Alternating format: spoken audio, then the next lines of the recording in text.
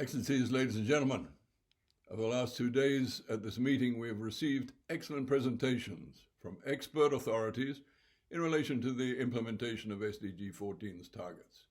This has and will serve us well, both in our preparations for the UN Ocean Conference next month and in our approach to the HLPF's in-depth review of SDG 14 in July.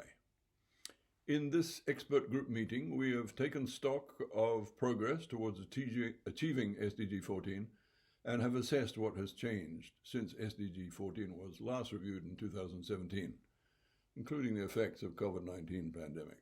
We've examined progress and next steps regarding the SDG 14 targets that have now expired and have covered the role of ocean science and technology in achieving this SDG.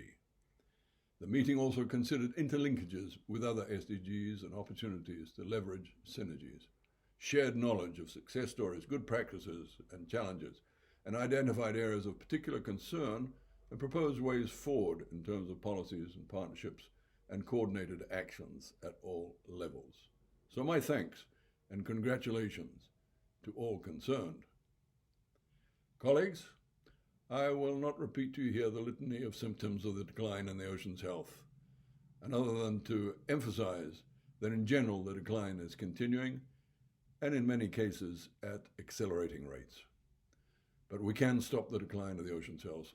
We can do so in 2020, and we made a great start with the consensual agreement at UNEA in Nairobi in February to begin work on a binding global treaty to end plastic pollution.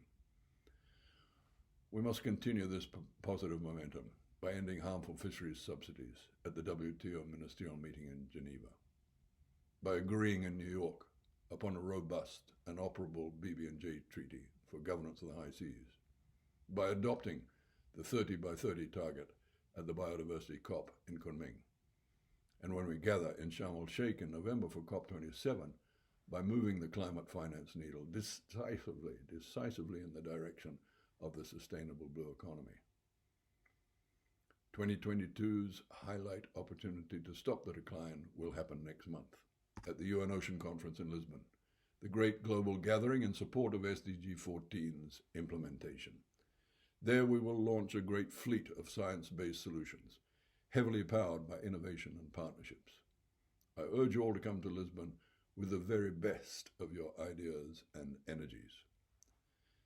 The desired outcome from the 6 international processes I've just mentioned are very achievable measures for member states to act positively upon. And we must emphasize that point to them wherever and whenever we can in the weeks and months ahead. They are measures that will require the delegations that represent individual nations, and thereby all of us, to grasp that nettle of consensus. And as I've said, we already have made a great start in Nairobi this year. Ladies and gentlemen, lest there remains doubt in anyone's mind, I'd like to ingrain the fact that the ocean's #1 nemesis is humankind's continuing burning of fossil fuels. The massive scale at which we burn fossil fuels, creating the greenhouse gases blanketing our atmosphere, is commensurately changing the composition of the ocean. As you know, the ocean has absorbed 90% of the heat from global temperature rises, so it should not come as a surprise that immense marine changes are now underway. From climate change to biodiversity loss to the decline of the ocean's health, everything is connected. And we know the root cause of deleterious change is humankind's mistreatment of nature. As the Secretary General of the United Nations has declared, the time has come to make peace with nature or suffer the consequences. For the pragmatists amongst us, the hard work is at hand. It's time to stop the decline in the ocean's health. And as I've described in my words today, we can do so as early as this year. And this is not a throwaway line. It's a very doable proposition.